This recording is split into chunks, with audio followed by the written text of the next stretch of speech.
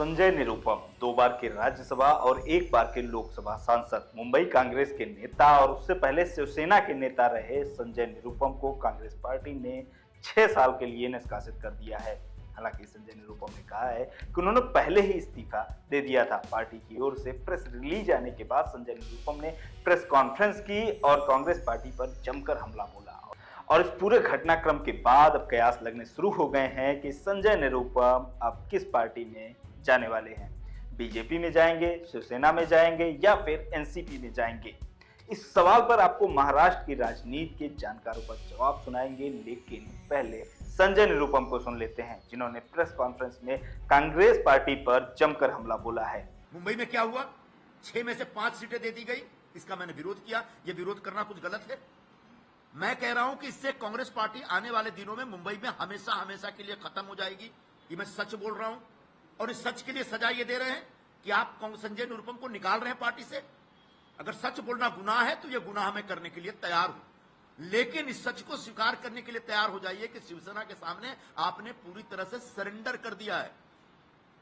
मुझे यह भी पता है कि जब मैंने खिचड़ी चोर का मुद्दा शुरू किया और शिवसेना पर जोरदार हमला किया तो जो बची कुची सेना के प्रमुख हैं उन्होंने जोरदार दबाव डाला दिल्ली में कि अब तो संजय निरुपम को निकालिए। आप दूसरी पार्टी के नेताओं के कहने पर आप अपनी पार्टी के नेताओं को निकाल रहे हैं। ऐसे कांग्रेस पार्टी चलेगी और बचेगी आने वाले दिनों में? यह एक बड़ा प्रश्न है और जिसका जवाब मेरे पास है। आगे भविष्य नहीं है। मेरे पास सुबह से कई लोगों के फोन आ रहे हैं, मैसेज भी पड़े हैं, साहब थोड़ा शांत रहिएगा, 2-4 महीने में सब ठीक हो जाएगा, कांग्रेस पार्टी का भविष्य है। और मैं कह रहा हूं कांग्रेस पार्टी का अब कोई भविष्य नहीं। कांग्रेस पार्टी अब इतिहास जमा हो चुकी है।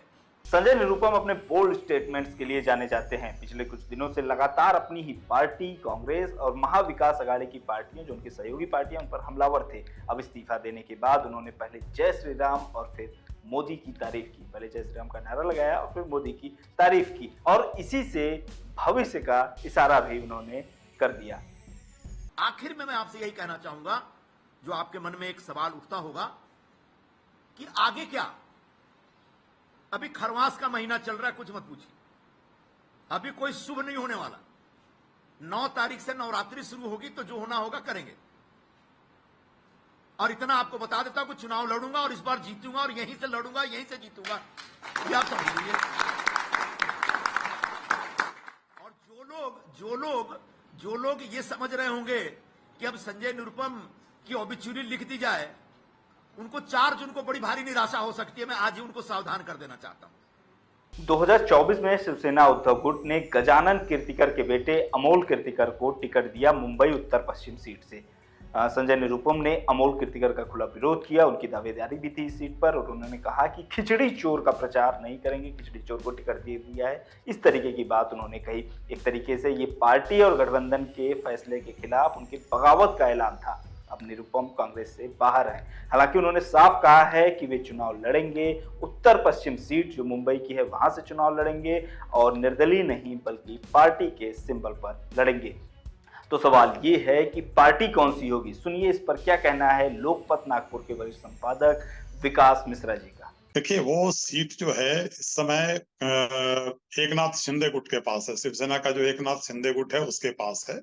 तो स्वाभाविक रूप से अगर उन्होंने इतना संकेत दे दिया है तो इसका मतलब है कि वो एकनाथ शिंदे के साथ जा रहे होंगे। और वैसे भी शिवसेना तो उनका घर रहा है, क्योंकि उनके राजनीति कैरियर जो है वो शिवसेना से ही शुरू हुआ था और शिवसेना ने ही उनको इतना परवान भी चढ़ाया था। तो बहुत स्पष्ट लग रहा है कि वो एकनाथ शिंदे गुट के साथ जा रहे हैं, ऐसा मुझे लगता है। क्योंकि अगर दूसरी पार्टी किसी में भी भारतीय जनता पार्टी में अगर जाने की बात हो तो भारतीय जनता पार्टी के पास वो सीट ही नहीं है। जो बंटवारा हुआ है उसमें शिंदे गुट के पास सीट है और 2009 में वो वहां से जीते थे वो। अब ये भी समझ लेते हैं कि निरुपम और कांग्रेस के बीच बात कहां बिगड़ी। तो इसलिए उन्होंने छोड़ा था और कांग्रेस में आ गए। तो मुझे लगता है कि उस सीट पर वो अगर चाहते, उद्धव ठाकरे चाहते, कांग्रेस से उनकी बातचीत भी थी, कांग्रेस के साथ उनका मेल मिलाप भी है, तो संजय निरुपम अगर कांग्रेस से की तरफ से टिकट चुनाव लड़ना चाहते थे, टिकट चाहते थे, तो निश्चित रूप से उद्धव ठाकरे की कहीं कोई भूमिका रही होगी कि नहीं, ये सीट तो शिवसेना के पास ही रहेगी, कांग्रेस के पास नहीं रहेगी, क्योंकि मूल रूप से शिवसेना की ही सीट है वो। और वहां से उन्होंने नाम क्या है, अमोल कीर्तिकर को उन्होंने खड़ा किया है। और अमोल कीर्तिकर और संजय निरुपम, इन दोनों में 36 का आंकड़ा है। अभी देखिए, उन्होंने संजय निरुपम ने कहा भी है, उनको कुछ भ्रष्टाचार के उन पे आरोप भी लगाए हैं, क्योंकि उनका ये कहना है कि ईडी उनको खिचड़ी घोटाला प्रकरण था उसमें उनको नोटिस दे चुकी है। तो इसलिए ये केवल कांग्रेस की तरफ से ही बात नहीं बिगड़ी है। मुझे ऐसा लगता है कि उद्धव ठाकरे ने बदला ले लिया है कि नहीं, संजय को वहां से हम चुनाव नहीं लड़ने देंगे। हालांकि पिछला चुनाव संजय हार गए थे, तो ये मामला मुझे लग रहा है। संजय जो है बड़े फायर ब्रांड नेता है। संजय को मैं पटना से जानता हूँ, उनकी पत्रकारिता से जानता हूँ। और दूसरा ये कि संजय की पत्रकारिता भी जो रही है, वो पत्रकारिता उसी धारा की रही है जो धारा बीजेपी या शिवसेना की रही है। तो संजय ने पांचजन्य में हुआ करते थे, हिंदुत्व का मुखपत्र रहा है। और उसके बाद जब वो शिवसेना के साथ आए और सामना के एडिटर बने, सामना की भी भूमिका वही थी, तो बीजेपी के साथ जाने में कोई परेशानी उनको नहीं है। जय श्री राम का नारा लगा दिया है तो वैसे भी जा सकते। संजय निरुपम की बगावत के बाद से ही अंदेशा लगने लगा था कि वे पार्टी छोड़ेंगे या फिर उन्हें पार्टी से निकाल दिया जाएगा, और ये भी अंदेशा लगने लगा था कि वे बीजेपी या बीजेपी की सहयोगी दलों में शामिल हो जाएंगे, जिसके बाद से लगातार स्थानीय कैडर में एक विरोध का स्वर भी उठने लगा था। तो क्या बीजेपी का कैडर या सहयोगी दलों का कैडर संजय निरुपम को एक्सेप्ट करेगा? गौरव, कैडर जो है ना, कैडर पीछे छूट गया है। कैडर का काम है पार्टी को सत्ता में लाना।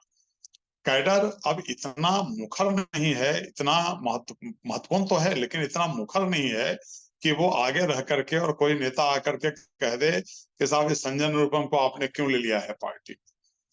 क्योंकि जब आप देखते हैं कि भारतीय जनता पार्टी के बहुत बड़े बड़े नेता ये कहते हैं कि नीतीश कुमार के लिए दरवाजे बंद हो चुके हैं और वही नीतीश कुमार फिर से वापस आ जाते हैं, तो हम आप और जो ये मध्यम वर्गीय लोग हैं ना, ये संस्कृति की बात करते हैं, ये प्रतिष्ठा की बात करते हैं, ये एथिक्स की बात करते हैं। राजनीति में एथिक्स की कल्पना करना मुश्किल काम है।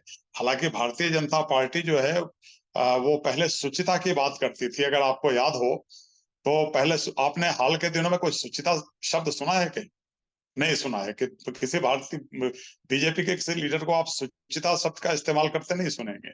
लेकिन पहले अगर अटल जी के समय में और आडवाणी जी के समय में शुचिता शब्द का उपयोग हुआ करता था। तो ये जो हम लोग मानते हैं ना, हम पत्रकार लोग ये मानते हैं कि नहीं, कैडर इससे नाराज हो जाएगा, कुछ भी नहीं है। कैडर को ये है कि पार्टी उसकी सत्ता में है, एन प्रक्रम किसी भी तरह से वो सत्ता में है, यही उसके लिए खुशी की बात है, क्योंकि सत्ता का अपना सुख होता है। संजय निरुपम मूल रूप से बिहार के रहने वाले हैं, पत्रकार थे, शिवसेना के मुखपत्र सामना से जुड़े और फिर राजनीति में आए। 1996 से 2006 के बीच 2 बार शिवसेना से राज्यसभा सांसद चुने गए। इसी बीच शिवसेना से खटपट हो गई तो कांग्रेस का हाथ थाम लिया। 2009 में मुंबई उत्तर सीट से लोकसभा सांसद चुने गए और इसके बाद 2014 में कांग्रेस ने एक बार फिर से उतारा, उन्हें गोपाल शेट्टी से हार का सामना करना पड़ा। 2019 में फिर से मुंबई उत्तर पश्चिम सीट से उन्होंने चुनाव लड़ा और यहां भी उन्हें हार का सामना करना पड़ा। शिवसेना के गजानन कीर्तिकर यहां से चुनाव जीते, वही गजानन कीर्तिकर जिनके बेटे अमोल कीर्तिकर को 2024 में शिवसेना उद्धव ठाकरे की ओर से टिकट मिला है मुंबई उत्तर पश्चिम से। जब ये टिकट का ऐलान हुआ तो संजय निरुपम ने बगावत कर दी और उसके बाद जो कुछ हुआ उसके बारे में हम आपको बताएंगे। आगे जो कुछ भी होगा उसके बारे में भी हम आपको बताते रहेंगे। देखते रहिए लोकमत।